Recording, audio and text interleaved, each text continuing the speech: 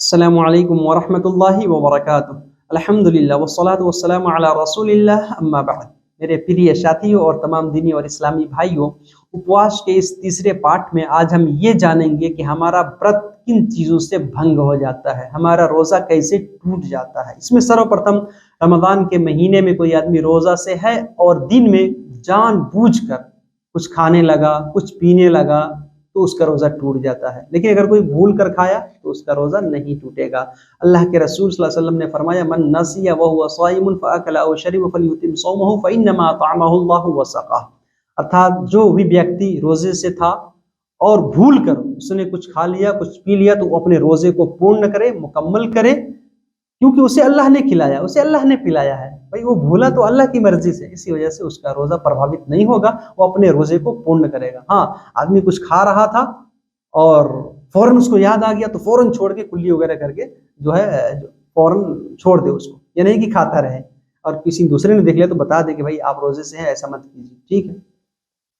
इसी तरह से पेट में पानी पहुंचाने से या ऐसी सुई, ऐसा इंजेक्शन लेने से जो ग़ज़ा, जो खाने का काम करे, ग्लूकोज वगैरह, तो इससे भी रोज़ा टूट जाता है। उसे सामान्य सुई बीमारी की वजह से किसी ने लिया तो उससे रोज़ा नहीं टूटता, लेकिन बेहतर यह है कि आदमी रात में इस तरह के काम करे। दूसरे नंबर पे है स्त्री प्रसंग, स्त्री संभोग, अपनी बीवी से यौन संपर्क संभोग करने से रोज़ा टूट जाता है और उस व्यक्ति के ऊपर दंड भी होता है, उसके प्रायश्चित के लिए उसके ऊपर कफ़ारा भी है, दंड भी है। किसी ने खाया पिया तो उलमा कराम कहते हैं कि उसके ऊपर दंड नहीं है, बस वो उस रोज़े की क़ज़ा करेगा, अलबत्ता वो दंड का भागीदार होगा, गुनहगार होगा, पापी होगा, सजाए का भागीदार होगा। अल्लाह से तौबा, इस्तिग़फ़ार और क्षमा याचना उसको करनी पड़ेगी। लेकिन ये जो 60 दिन लगातार रोज़े रखने हैं, ये किन के लिए है? जो रमज़ान के दिन में स्त्री संभोग करते हैं, और जो व्यभिचार करते हैं वो तो और बड़े दंड के भागीदार हो रहे हैं, वो तो और घृणात्मक काम करते हैं। अपनी बीवी से किसी ने जमा किया तो उसके लिए इसका कफ़ारा देना पड़ेगा, उसका रोज़ा भी टूट जाएगा। कफ़ारा क्या है? एक दास को दासत्व से मुक्ति दिलाएगा। दास नहीं है तो 60 दिन लगातार रोज़े रखेगा, निरंतर रूप से कंटिन्यू रोज़े रखेगा। बीच में अगर ईद का दिन आ गया, बकरा ईद का दिन आ गया, अय्याम तशरीक जो है वो आ गए, तो जो है उसमें नहीं रखेगा। बाकी अगर अचानक उसको ज़रूरत पड़ गई यात्रा में जाने की तो उसमें नहीं रखेगा, बाकी लगातार रोज़े रखेगा। किसी दिन अगर छोड़ दिया, नहीं रखा रोज़े, तो फिर उसका पूरा रोज़ा कैंसिल होगा, फिर शुरू से 1-2 करके पूरे 60 दिन लगातार वो रोज़े रखेगा। इस वजह से क्या ज़रूरत है, हम बचें, दिन में अपनी बीवी से जो है हम संभोग ना करें, रात में अल्लाह ने छूट दी है।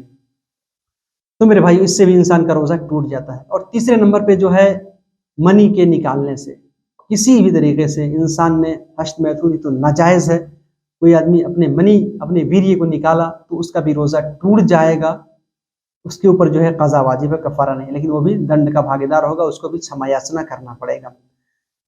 इसी तरह से अगर कोई आदमी सोया था मगर एहतलाम हो गया, नींद की अवस्था में था, फाल हो गया, स्वप्न दोष हो गया, तो फिर उसका रोज़ा नहीं टूटता है। वो उठ करके नहा धो ले, पाक हो जाए, उसका रोज़ा नहीं टूटेगा। स्वप्न दोष से रोज़ा नहीं टूटता है। सोने की अवस्था में वीर्य निकला तो रोज़ा नहीं टूटेगा मेरे भाइयों। इसी तरह से पचना लगवाने से, खूब ज़्यादा खून अपने शरीर से निकालने से रोज़ा टूट जाता है। किसी को खून दिया, किसी ने खून निकलवाया ज़्यादा, तो उसका रोज़ा टूट जाएगा। लेकिन सिर्फ चेकअप के लिए किसी ने खून निकाला जांच करने के लिए, तो उसका रोज़ा नहीं टूटेगा। इस तरह से कहीं ज़ख्म या जिस्म से कहीं से खून निकल गया थोड़ा सा, तो उससे रोज़ा नहीं टूटेगा। कहीं से थोड़ा सा भी अगर रक्त निकला तो उससे रोज़ा नहीं टूटेगा। ज़्यादा रक्त देने से, रक्तदान करने से जो है रोज़ा टूटता है। इसी तरीके से कह करने से, वोमिट, उल्टी करने से, किसी ने जानबूझकर उल्टी की, उसका रोज़ा टूट जाएगा। हाँ, अगर अपने उसके नियंत्रण में नहीं था, उल्टी हो गई, तो उससे रोज़ा नहीं टूटेगा। जानबूझकर उल्टी करने से जो है रोज़ा टूट जाता है।